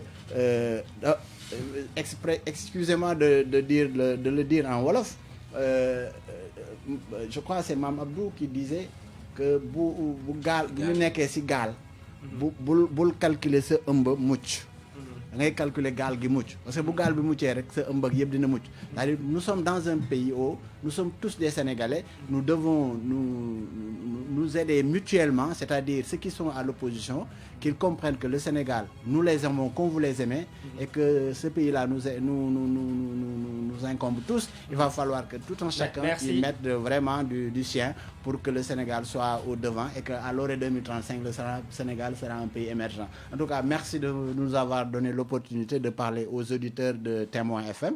Et voilà, et puis voyant qu'il y a toute une jeunesse mobilisée derrière, ça nous rassure quand même qu'il y ait des jeunes entrepreneurs qui essayent de faire le maximum pour que ce pays puisse aller de l'avant. Merci Aziz, merci Abdoul Aziz Seck. C'est Abdoul Aziz Seck, président du mouvement patriotique pour l'émergence, mouvement patriotique sénégalais pour l'émergence et qui fait aussi partie de la convergence des cadres républicains de l'APR. Ibrahima Thiam, c'était un plaisir de vous accueillir ici. Vous êtes le coordonnateur national des jeunesses patriotiques du Sénégal, du parti PASTEF les Patriotes. Merci beaucoup Diallo. Un plaisir pour moi encore une fois de venir pour une première fois au niveau de vos studios. Et comme a dit M. Seck, moi aussi je trouve à chaque fois un plaisir et du fierté de voir des jeunes qui sont entrepreneurs. Parce que je suis... Et c'est bien quand même, le secteur de la presse, il fait partie du secteur des services. Donc si on arrivait quand même au-delà même des allocations qu'on me donne chaque année à la presse, tout ça, il faut aller au-delà de ça, en fait d'une industrie. Qui sait voir comme Canal Plus ou bien d'autres structures. On avait l'exemple du TNT, tout ça. Mais à un certain moment, on voyait des problématiques qui sont là-bas. Ouais. Là, comme j'ai dit tantôt, l'État devait mettre tous les moyens pour protéger ces nationaux. Parce que seuls les nationaux peuvent créer une croissance qui est durable. Ça, c'est une parenthèse. D'où mon souhait par rapport à tout ce qui a été dit ici, c'est d'avoir une bonne mise en œuvre cette fois-ci pour régler cette problématique de la jeunesse. Parce que la jeunesse a assez attendu quand même, M. Seck. Donc la jeunesse n'a jamais été violente de beaucoup de choses. Mais comme on dit, je vais faire en Wolof, parfois des faits métis. Quand on voit l'exemple des jeunes qui sont décédés en mer, c'est terrible. La plupart c'était des jeunes pêcheurs, mais ils n'arrivaient pas quand même à avoir des gains par rapport à leurs activités. D'où je lance cet appel au président de la République pour que cette fois-ci, les promesses qu'il a données, de s'engager personnellement pour avoir des résultats escomptés à l'horizon 2024. Merci Ibrahima Wadjanga, journaliste au niveau de DTV et spécialiste des questions de décentralisation et d'emploi. Wadjanga, un dernier mot?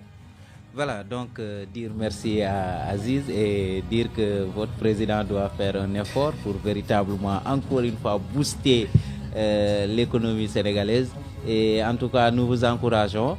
Et je dis merci également à M. Thiam, qui est donc du parti PASTEF et que je connais déjà bien avant de le rencontrer ici, mais également dire merci aux auditeurs de Témoin FM, Ibrahima et son technicien à côté. Donc je vous dis merci encore une fois. Je pense que nous sommes tous dans un Sénégal où nous voulons que tout aille de l'avant. Si on taquine quelqu'un ou on jette des pierres, c'est pas pour parce qu'on a des comptes à régler avec quelqu'un. Non, loin de tout cela. Nous voulons que le Sénégal soit comme les États-Unis demain, comme soit de la France et tout ça. Donc merci. Je pense que nous devons véritablement un tout petit peu mettre en selle nos divergences et se concentrer à l'essentiel. C'est l'intérêt du Sénégal qui nous importe et merci encore une fois. Merci Abdoulaye Wadjanga. En tout cas, c'était un plaisir de vous accueillir dans nos studios ici au Maris. Juste deux précisions. La première, c'est que le président de la République, on me l'a signalé, avait promis en 2012 100 000 emplois par an, ce qui devait faire 500 000 emplois à la fin de son premier mandat en 2019. Remerciements à Alassane Cissé de la 2STV, Mansour Sow de DTV, mais aussi à tous les auditeurs qui nous ont écoutés un peu partout à travers le Sénégal. Le rendez-vous des éditions spéciales, c'est chaque dimanche ici au niveau de la radio Témoin FM, témoin de toutes les actualités. À la technique, Monsieur Omar Sen, à la présentation, Ibrahima Diallo. On vous dit rendez-vous dimanche prochain, même heure, édition spéciale, pour revenir sur l'actualité du Sénégal ou bien de l'actualité africaine.